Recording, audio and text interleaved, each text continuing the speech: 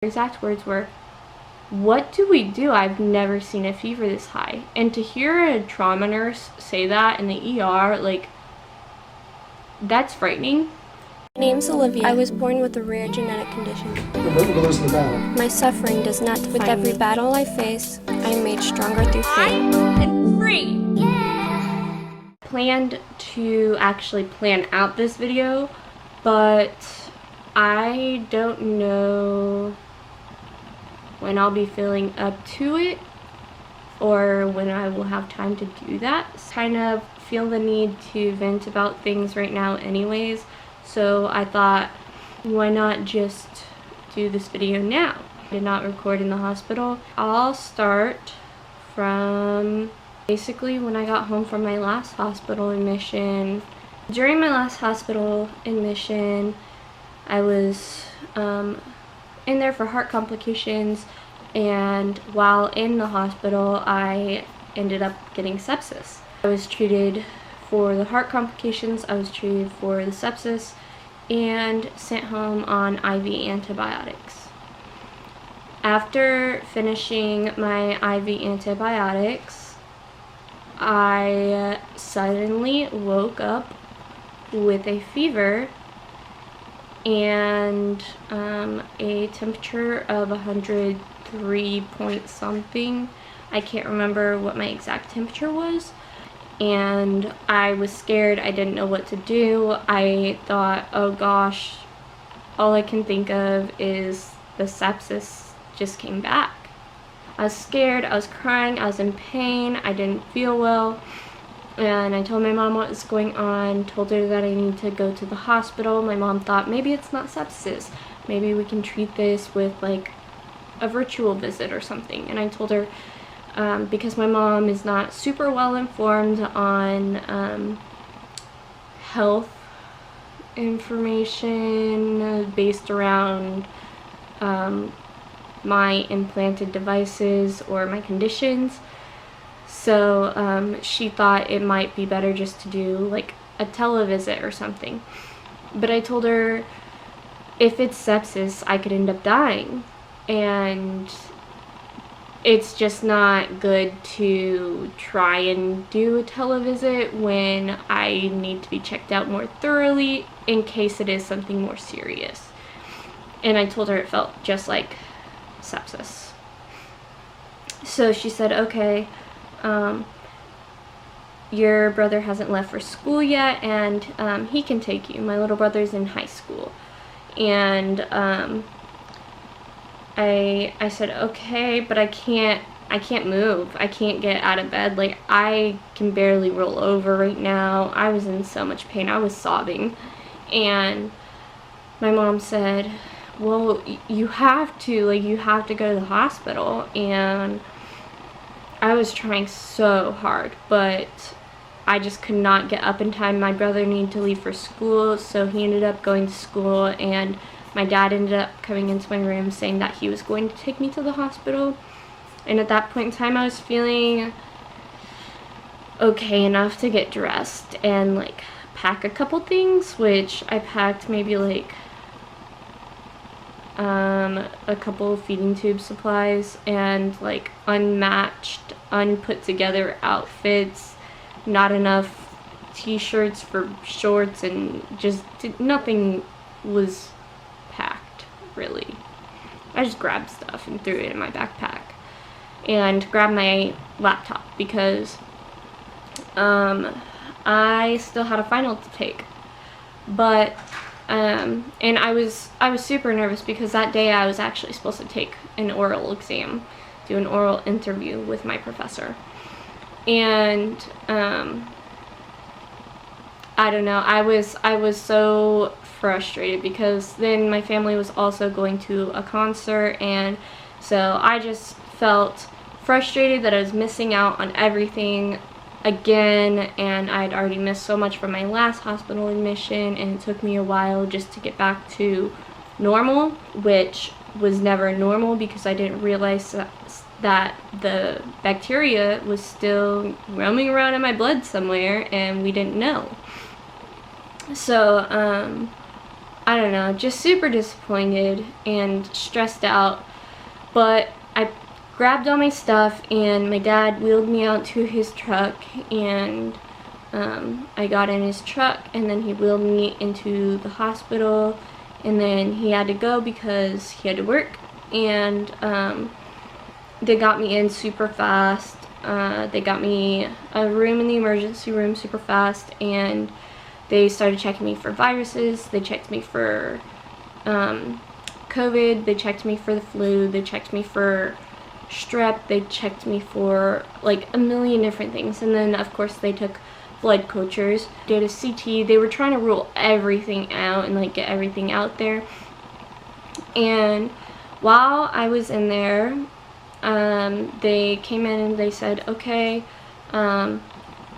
we're gonna admit you just because you just got over sepsis and you're sick again, you just finished your antibiotics, and we would not feel comfortable sending you home. And like, I knew that was gonna have to happen if they didn't find out it was something else, and even if they did find out it was something else, I was most likely going to be admitted, because sepsis is a condition that your body goes into. It's not necessarily a condition itself, if that makes sense. It's not a primary condition.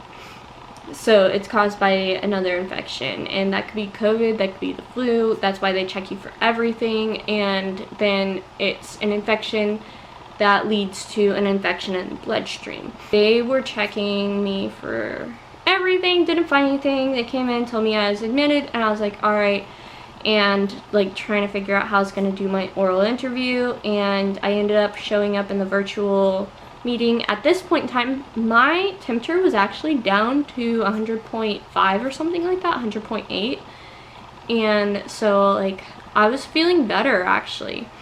They gave me some medication, but I don't even think that's what brought my fever down, because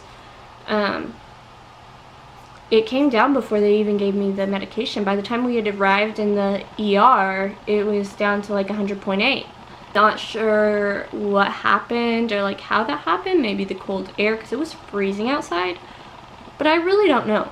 After they told me I was admitted, I showed up to my virtual Zoom meeting to do my oral interview, and the professor said, if you cannot take this oral interview, and he was talking in general like to the whole class, but if you can't take this oral interview, it's alright, you can schedule another time, which my accommodations, because of my disabilities, my accommodations state that I am allowed extra time and also separate time to do things from the class. So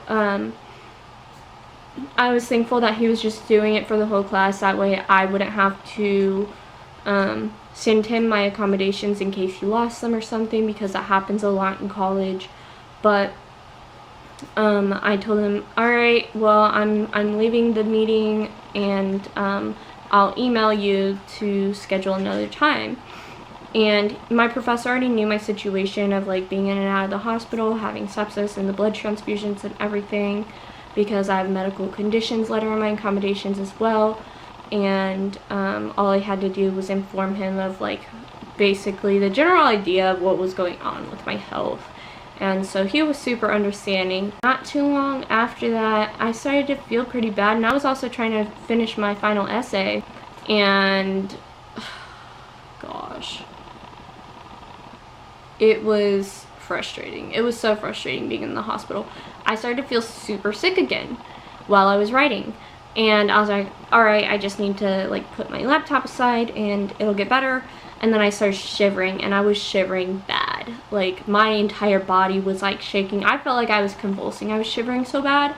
So I pressed the call light, and I was like, I am freezing. Like, did the temperature suddenly drop?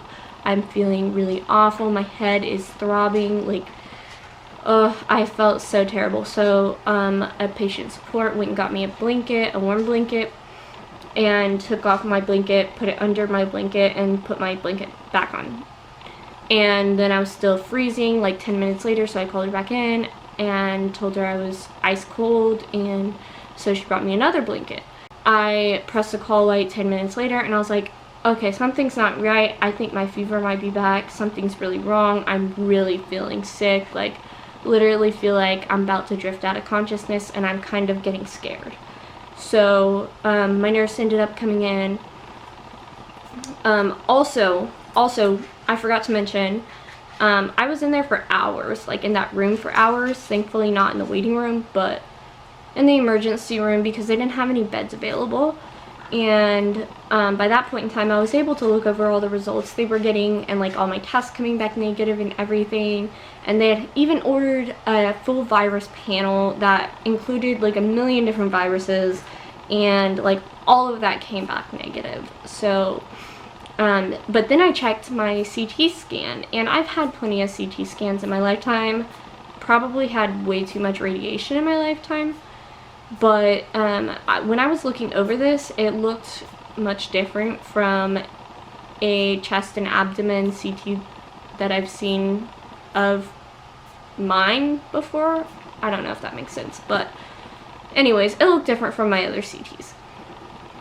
And it said that there was a low density blood pool around my heart, and I was like, what the heck does this even mean? Is there something wrong with my heart? Because my heart rate was like racing. It was crazy, and like every once in a while the machine was going off for arrhythmias as well.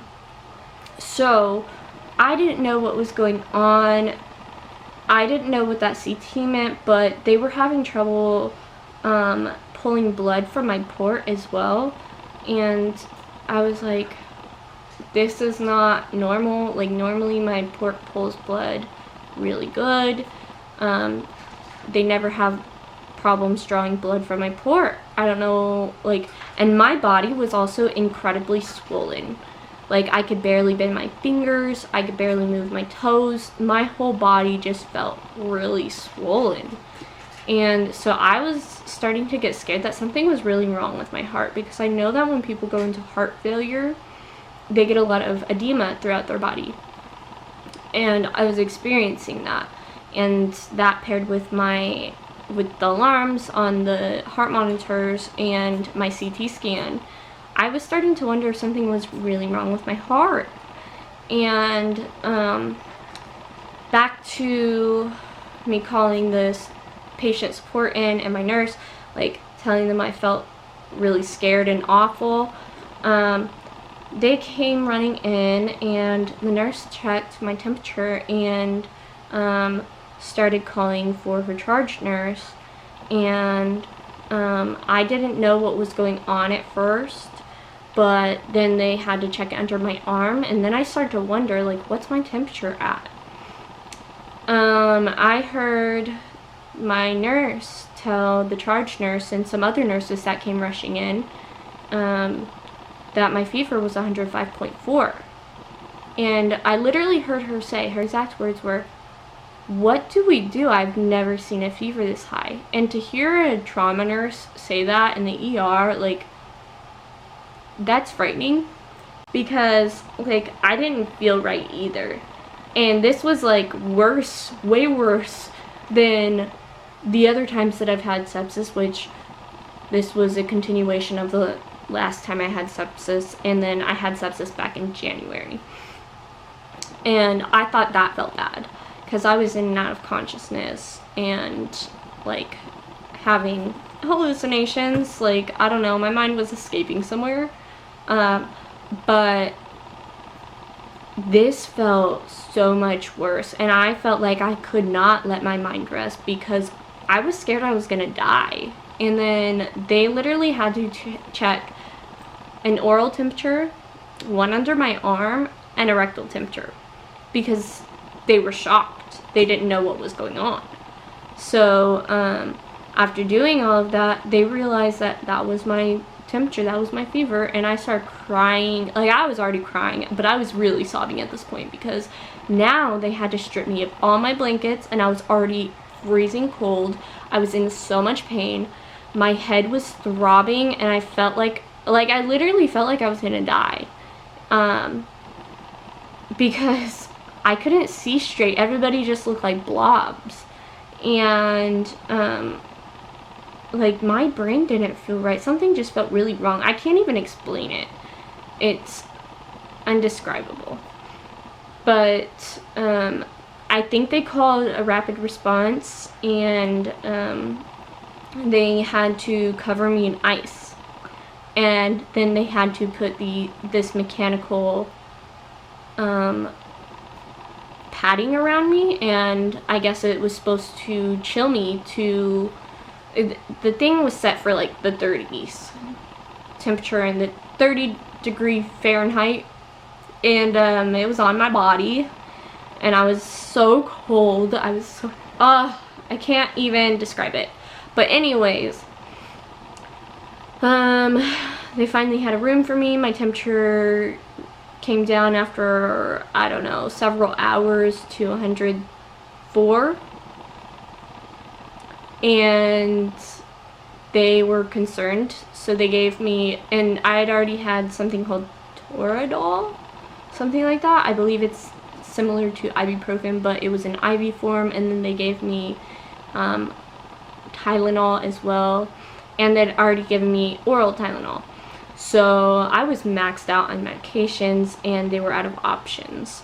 But by the time I got up to my room, my temperature came down to 103, and honestly, I felt so good. That sounds crazy for me to feel so good with my temperature at 103, but I felt so good because 103 feels like no fever compared to 105. I don't remember everything that happened next. I think I talked to a nurse or patient support for a little bit before falling asleep. And then I remember waking up and just asking for a toothbrush. And I felt a little bit better, actually. Actually, I was feeling pretty good. And I didn't have a fever. And by the time the nurse brought the toothbrush in and everything, I was brushing my teeth, and she walked away for a second. While I was brushing my teeth, all of a sudden, I was freezing again. I press my call light, the nurse comes back in, and it was 99, 100, 101, 102. Temperature was rising faster than they could get ice on me. And they were literally checking it every second. They called another rapid response. I was going into full-on septic shock, and I was scared. I was so scared. I can't even describe it. And I remember also in the ER, they had called my mom, and I'd asked my mom to pray for me, and my mom was scared. My family was so scared. And I remember, like, after they got my temperature down to 103, once it had rose the second time the next day, they said that port has to come out immediately, and took me into emergency surgery to remove my port, and then back into emergency surgery shortly after surgery. This one wasn't surgery, though, and it was just to insert an IJ central line. And then they also did a TEE, or no, they did some sort of other echocardiogram. I had an echocardiogram the last time I was in the hospital for the heart complications, then I was having another echocardiogram. And what they found on there was fluid around my heart. So then they needed to know more information, because with my arrhythmias, with my CT, with my condition, like, I was deteriorating so fast, and they needed to know more information as soon as possible. So they did another type of echocardiogram, which I didn't know there were so many echocardiograms, but this one was called a transesophageal echocardiogram, and this is where they go in your mouth, down your esophagus, past your stomach, in your stomach. I don't know. They go down your esophagus, and I don't know what happens after that. But apparently they can get super clear pictures. Obviously, you're totally sedated. and they can take pictures of your heart much clearer than any other echocardiogram. So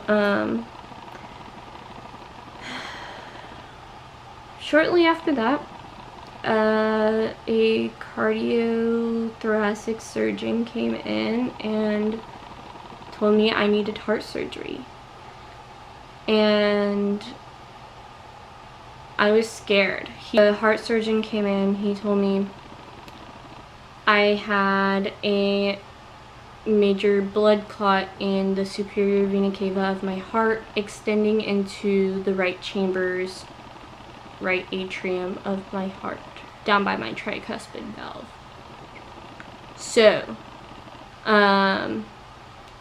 he said I needed heart surgery and that I would have to be transferred to a different hospital to get it done because they don't even do that heart surgery there. And I was super scared. I was so scared because coming into there, like, even when my fever was up to 105, like, I was really scared.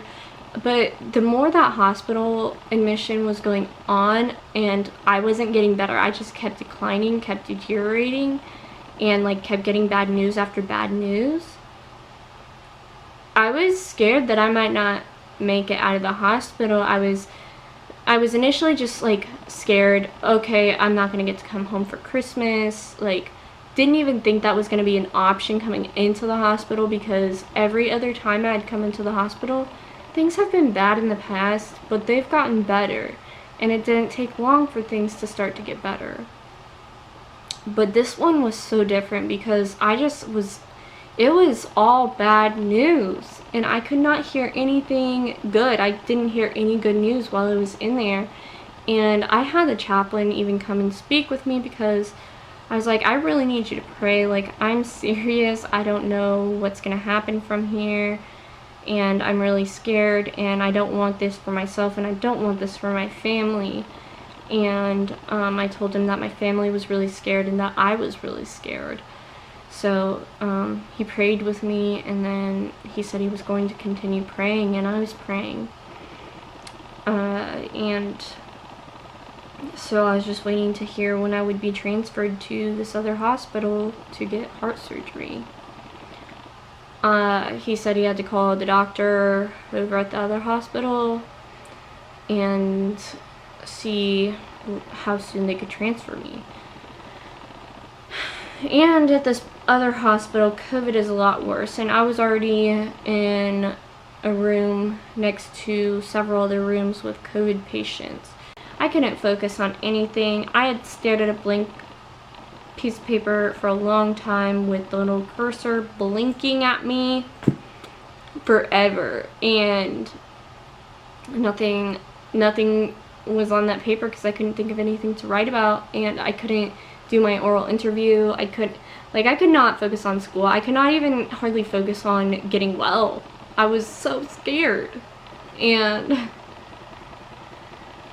shortly after that, the cardiologist, the cardiosurgeon came back in. He said they actually don't want to operate on your heart because they're afraid that they may cause more damage. And I was like, is this a good thing or is it a bad thing? Because I'm not getting heart surgery now. That sounds like a good thing. But do I need the heart surgery? And I'm just in such bad shape they can't do it. And that was the case. That was the case, because I asked him, I was like, so what's gonna happen? He was like, now we have to give you blood thinners and hope that it goes away. And to hear that, like, hope that it goes away, when you just told me I needed heart surgery to make it go away. Yeah, I started the blood thinners. I was on like multiple IV antibiotics. They had to give me several bags of potassium because my potassium kept dropping while in there. My port was removed, but I did have an IJ central line, so we were hoping that like that wouldn't happen, but I don't know, the sepsis messed with me, I guess, and like just made things worse because they had me on my electrolyte infusions that I do at home, so that shouldn't have been happening, but the sepsis made it happen. So we continued to do the potassium supplements IV plus my other electrolyte infusions IV and multiple bags of antibiotics plus my tube feeds and several like increased water flushes. I was maxed out on medications and like just everything that they could give me. I was on round the clock medications to make sure the fever did not come back, because the doctor, infectious disease, literally told me, tell us as soon as you start to feel any symptoms whatsoever, because I don't know if we'll be able to save you if this keeps happening. To hear that from a doctor is frightening. It's chilling. So, I was like, okay. But, thank God I started to improve. And they had to keep changing up my antibiotics because my fevers were like all over the place, but started to stabilize. I did not check to see if the blood clot went away. They continued my blood thinners, but I was doing so well I actually got to switch floors, and it showed that I was progressing, getting better, and yeah, the only bad thing is that they said the IJ central line was temporary. And with my potassium dropping, with them doing all of that, I was scared because it was getting closer to my discharge date, which was super exciting. I was ecstatic because just like a couple days prior to hearing that I was getting closer to my discharge date, I was hearing that I was gonna get some heart surgery, and like that we weren't on, what was her exact words? We're not in the clear yet. And now I was hearing, alright, I get to switch floors, and like they're actually talking about discharge. And so I stayed in the hospital 11 days. They told me that I have to be on antibiotics for a whole month, and that's like a month after the IV antibiotics discontinued, so the 11 days plus a month. And so yeah, I don't have a central line. This is where the IJ central line was. Previous port before January, and the port I just had removed. But yep, I've been out of the hospital for 2 days. They said after I finish the month of antibiotics, we could reconvene and see when I can get a new central line placed, because after they removed the IJ central line, my potassium was still dropping and they were having a hard time keeping it up while in the hospital. And now I've been on like a high dose of liquid potassium that goes through the J portion of my tube, and obviously the antibiotics I have to do a couple times a day, and then they did like 2 other medications. I can't remember what they're called though. But and then they also treated my anemia while I was in there and got my levels back up, because if y'all were with me back in January, you will know that the last time I had sepsis, my anemia got extremely bad and I started having heart complications. It's kind of ironic because things went this way in January, but backwards, with like a magnification of 100 now though. But yeah, and like added stuff in there. But yeah, so they treated my anemia, that's improved, and now I just continue outpatient, and I have a bunch of appointments coming up. But for now, I'm doing good. I have been having a lot of chest pain since getting out of the hospital. We have to keep an eye on that. If it continues to get worse, I have to go back into the hospital. So, I actually finished out the semester really well. I made the dean's list and honor roll, so I'm super proud of that. Super thankful to God that I was able to do well. I actually made a 99 on my oral exam and a 99 on my final essay. Or no, I made 100 on my final essay. Yeah. And yeah, overall at the end of the class I made a 95. And so that leads me to the honor roll. In the dean's list, which just got put on my transcripts. I'm not just recovering now, just trying to get back to normal life. But yeah, if y'all enjoyed this video, or at least like want to hear more updates, I should say, then hit that thumbs up button. And if you're not yet subscribed and you enjoy my videos, or you like to receive updates or whatever, then hit that subscribe button and hit that bell notification sign to be notified when I upload new videos. Thank you all so much for watching. I love y'all. Bye.